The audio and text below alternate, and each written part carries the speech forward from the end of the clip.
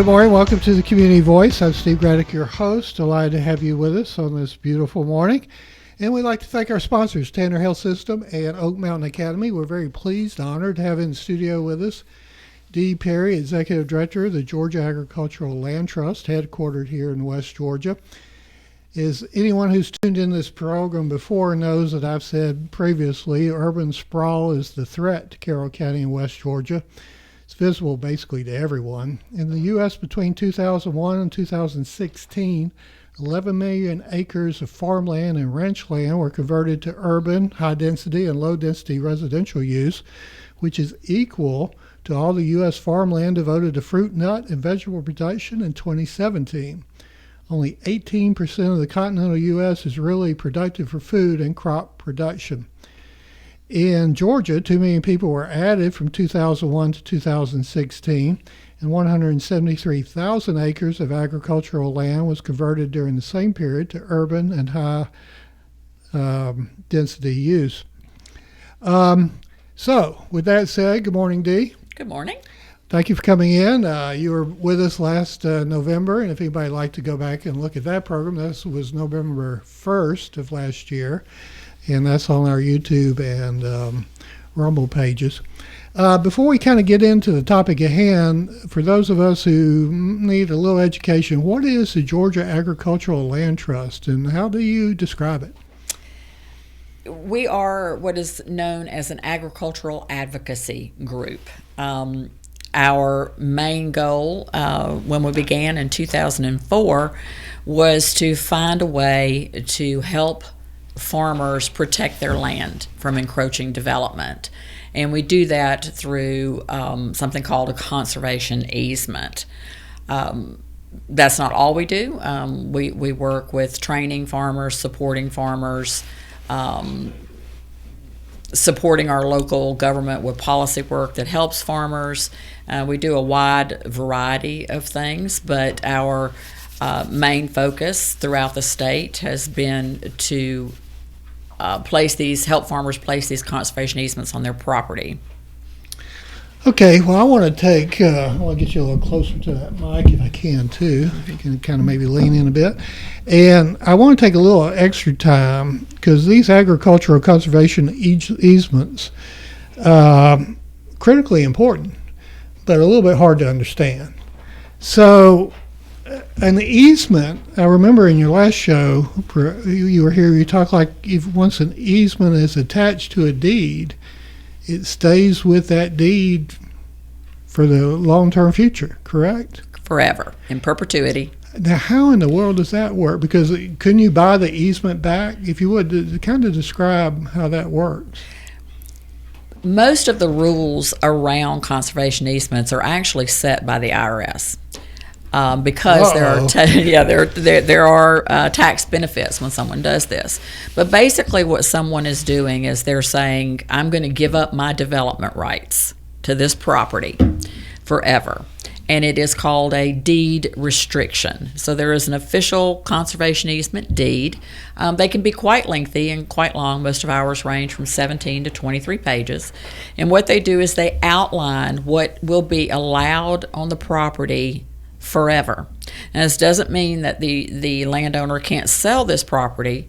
They can sell it, but the new landowner has to abide by the same deed restriction. It's no different than if you were to, say, give your neighbor an easement over your property to build a driveway to get to his house, like he has a landlocked lot. So it's very similar. So once that easement is in place, it follows that property. But like with the driveway, though, that's reversible, is it not? Don't know. I'm not sure myself. Not typically. I've been looking at some similar. But that could be a deal killer as far as the sale of the property. Not always. Okay. We have found that it doesn't always impact the future value of the land. We had one over in Paulding County. It was only a 32-acre farm, and the lady put her farm into a conservation easement because it's in an area that is really blowing up, like most of Paulding County. And when it came time for her to retire and move on, when she really couldn't take care of the property anymore, she very easily found a buyer who wanted that protection on that land, but was willing to pay the top dollar to get it. So it doesn't always impact future value of the property. But now you almost simultaneously, you also use the term developmental rights.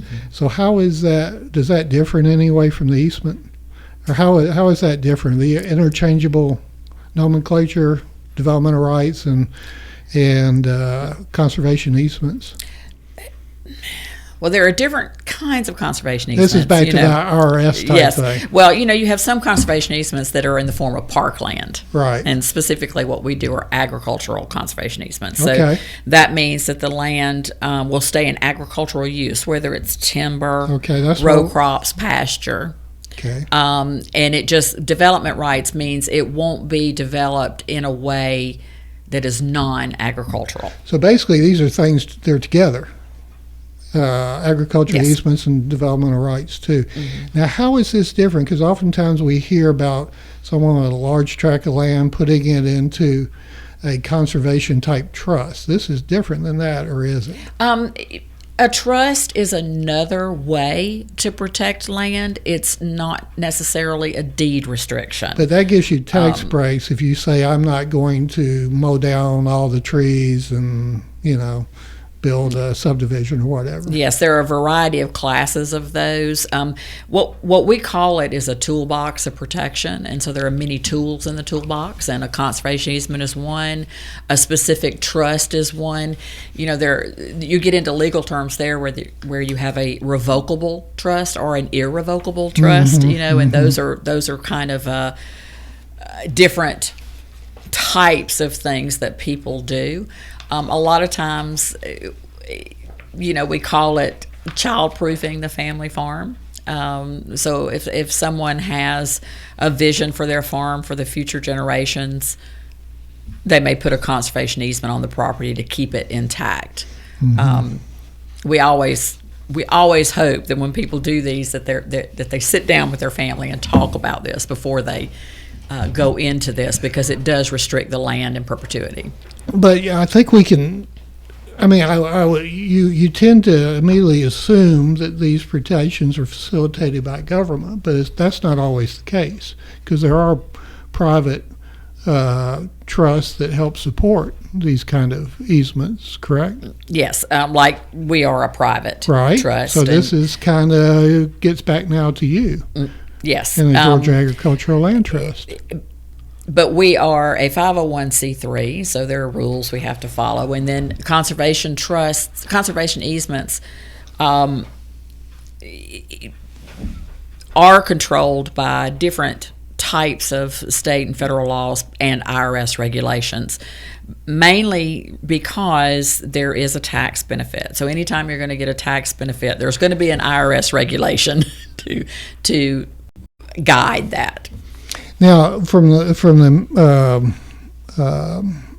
magazine or the booklet, the information you provided, basically in 1996, Congress passed a pilot farmland protection program, which to purchase agricultural conservation easements. So that was kind of the beginnings, if you will, of this. And it says here in 2019, over $1.8 billion in federal financial assistance was obligated as matching funds to state, local, and private protection efforts. So how are we doing in this region? We started out talking about Carroll County. Are we doing pretty good? We're actually, this federal program, at the time it was first done, was called the FRPP, the Farm and Ranch Land Protection Program. It's now called ACEP or ALE.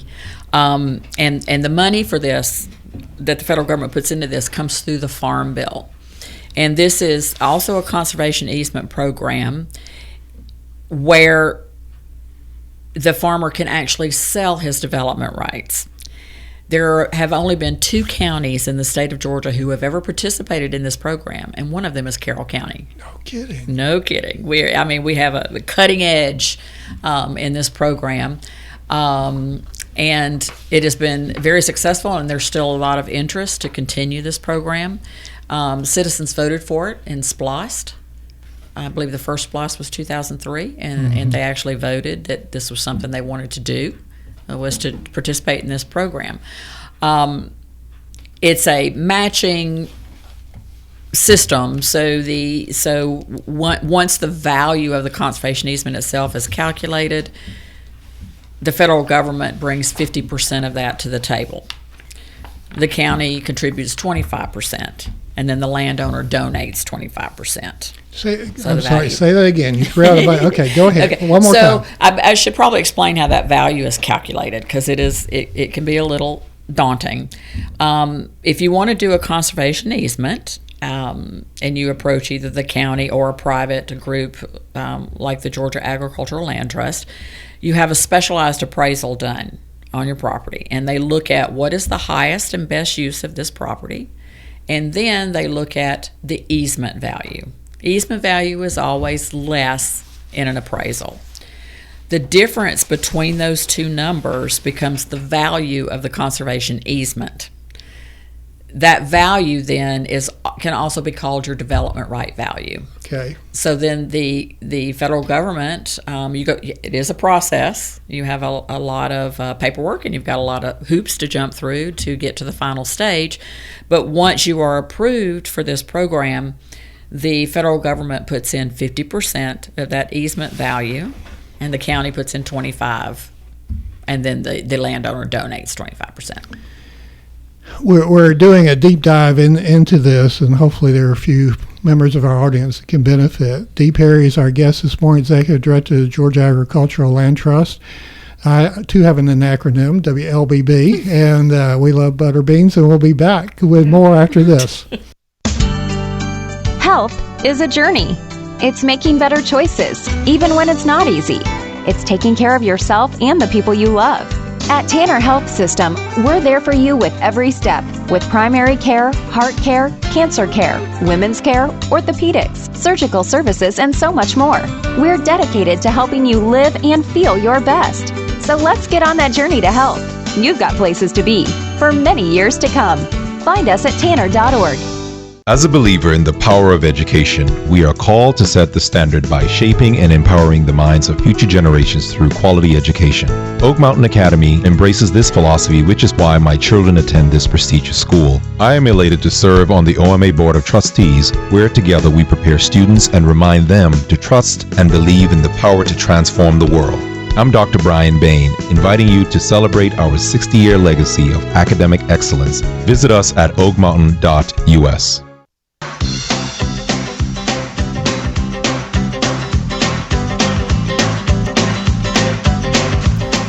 Good morning. Welcome back to Community Voice. We're with Dee Perry, Executive Director, Georgia Agricultural Land Trust, and we're approaching this a little bit different this morning. We're doing kind of, as I call, a deep dive into a couple of topics here that will benefit, hopefully, some of our audience.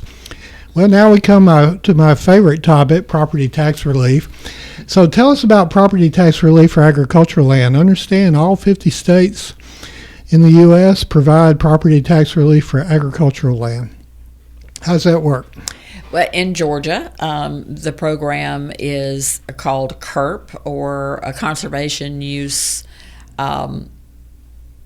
assessment value, or a value assessment.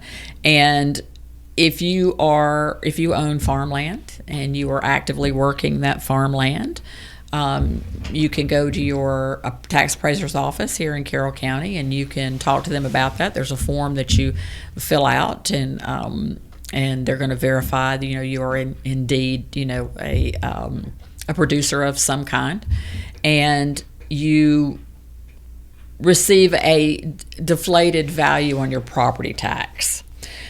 In exchange for that, it is a covenant that you make with the county for 10 years that this land is going to stay in agricultural production, and so you get a tax relief. It does not include your home.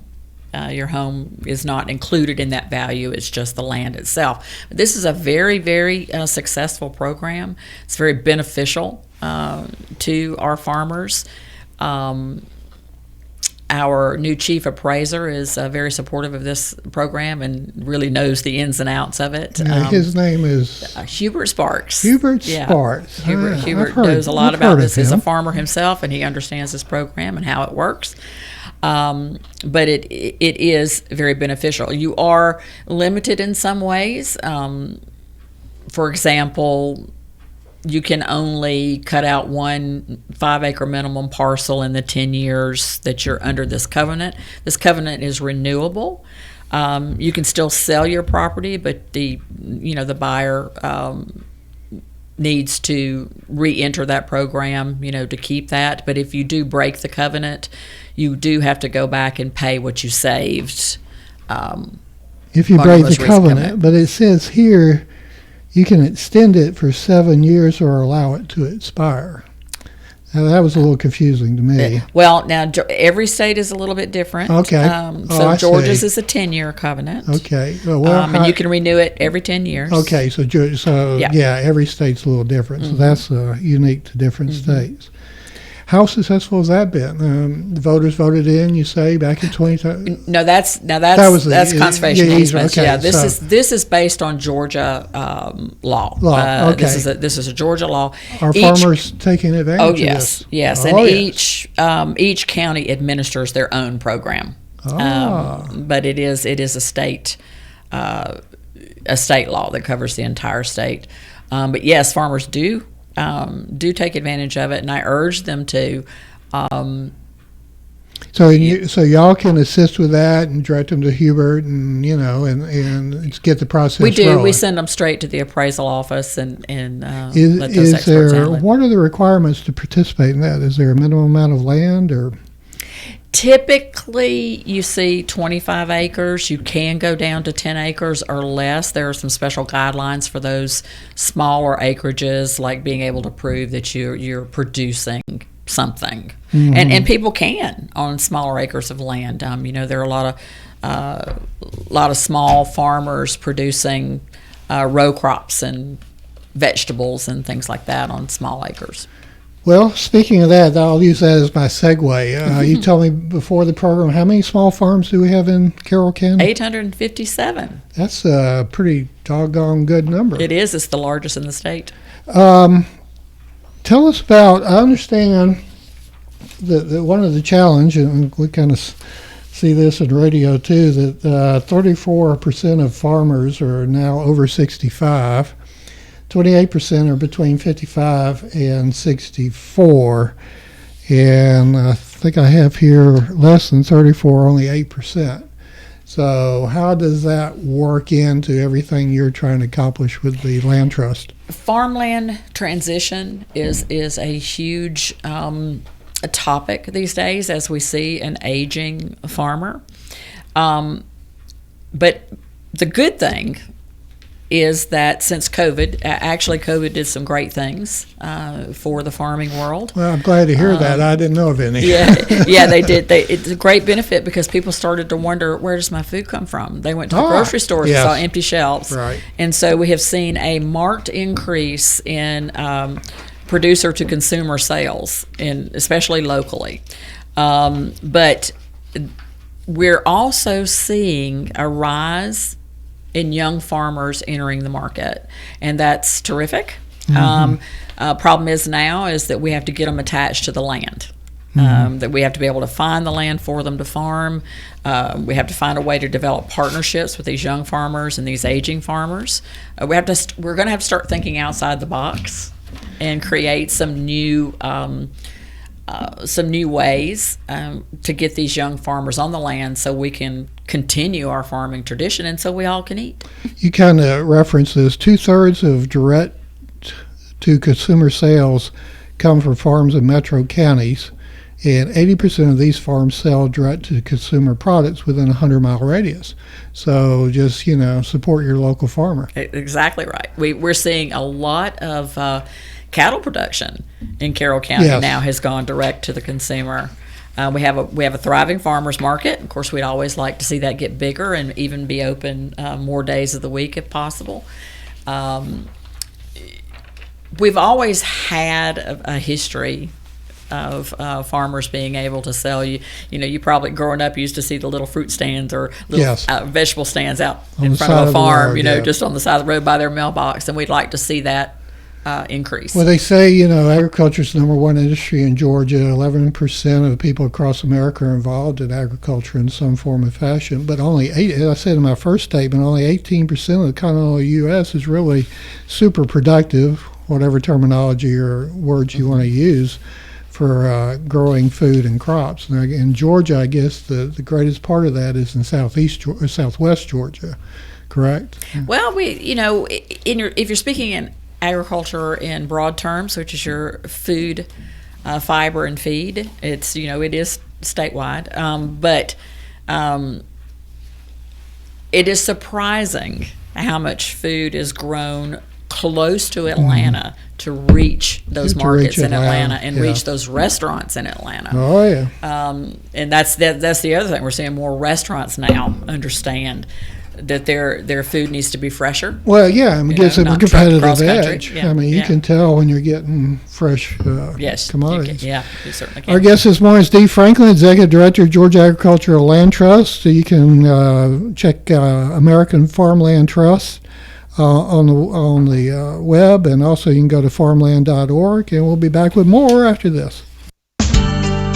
Health is a journey. It's making better choices, even when it's not easy. It's taking care of yourself and the people you love. At Tanner Health System, we're there for you with every step, with primary care, heart care, cancer care, women's care, orthopedics, surgical services, and so much more. We're dedicated to helping you live and feel your best. So let's get on that journey to health. You've got places to be for many years to come. Find us at tanner.org. I'm Michael Flynn, Oak Mountain Academy class of 1978. Katie Flynn, class of 2010. Justin Flynn, class of 2014. Logan Flynn, class of 2019. And I'm Marnie Flynn, current teacher at OMA. My uncle Richard Owen Flynn, a founding father of Oak Mountain Academy, had a vision to see students become confident leaders who hold a faith-based value system in an academically rigorous environment. We are proud to celebrate 60 years of fulfilling my uncle's vision. Our family invites you to visit the campus or oakmountain.us today.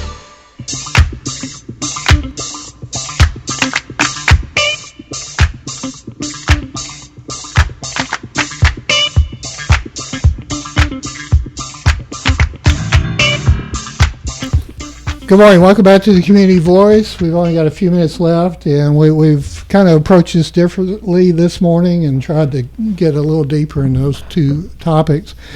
So let's run through a couple of things real quick. Part of one of the tools in the tool chest, which I've become a little bit disenchanted with over the years watching, is land use planning. You pay a lot of money for consultants, and then you get this big old stack of documents, and then it goes on the shelf. In West Georgia, land use planning, has it been a positive or negative in your opinion? I actually think it's been a positive. I've been very fortunate to serve on the steering committee for the update for the comprehensive plan, to have an ag voice present, and I'm seeing some real interest in making sure that we follow our plan. I mean, you have to have a plan, you have to work the plan. And I'm really pleased with how the county wants to address our industrial growth and our residential growth. And they really are trying to strike a balance on how to make it all work, because they all do feed off of each other. They all are important. And if one gets more play than another, then another area suffers. So comprehensive planning is a huge benefit to a county, and I will tell you that this county is really focused on their update and setting things in place that are realistically accomplishable. When you were on the program back in November, you spoke positively about GLOT coming into southeast Carroll County. Would it be too much to say those are like angel investors that come in and they secure large tracts of land without destruction of that land, be it in a... That was a gift. Yes, it was Are there truly a gift. anybody else like GLOT out there? Don't know. I think they're very few and far between. That was a very, very unusual situation, and we were really lucky to have that land placed in that particular situation. You know, I hear the federal government owns 1/3 of all the land in America. And is there, of course, Cleveland County is a good example of that next door. Is there any way that the federal state governments could release some of the land they own to become productive agricultural land? I would think there will be some things like that in the future. If you look at a lot of the land that they do own out in the western part of the country, it is not always farmable. Sure. But my issue with them is to making sure that they are doing what's required to keep that land healthy, Okay. because that benefits all of us. There have been news stories over the last year about Communist China, buying more than 1.2 million acres of U.S. land, and 700,000 of that being farmland. We also hear about big money guys like Bill Gates buying up farmland. It would seem that with only 18% of land in America actually being really super conducive to agriculture, that would seem to be a little bit of a concern. It has been a concern. Georgia just recently passed a law that will restrict certain countries from buying farmland in Georgia, and you're going to start to see that across the whole country. It's a danger because we don't want them to convert that to non-ag uses. We also don't want them to control our agriculture. Agriculture is also part of national security. So you don't we all want got them, absolutely. we got to eat. We got to eat. We want to produce our own. One last question before we go. How does timberland, because we have a lot of timberland, a lot of large tracts of timberland in Carroll, particularly again southeast. How do you see timberland fitting into this larger mix? Timberland is really important. It plays a role in clean air and in particular with clean water. And we like to see those forests managed. They don't need to just sit there. They need to be properly managed. That was all cotton land at one time in Georgia until the boll weevil came to town, and the price of land dropped, and timber companies came in, bought all this land, planted timber. It was great. Pine trees grew really well on that soil. But as the price of land increased, the timber farmers moved out to other parts of the state. What year was the boll weevil? Oh, I think it was in I want to say the 30s.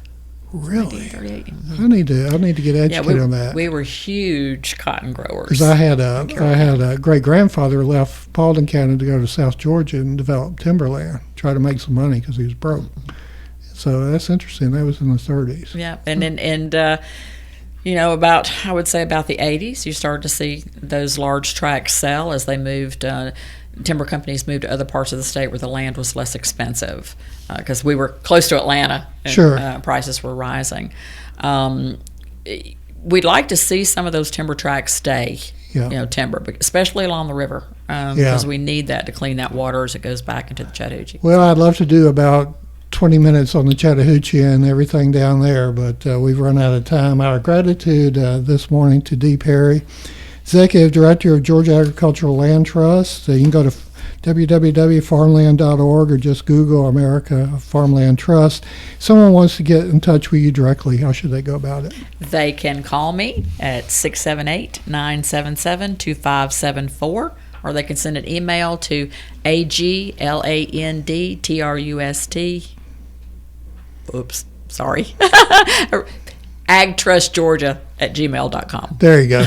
And hopefully this program is going to be uploaded to our YouTube and Rumble pages, and it's on Facebook Live. So if somebody has an interest in easements or property tax relief for agriculture, please share it with them. And again, thank you for coming in. We'll bring you back, and there's plenty to talk about.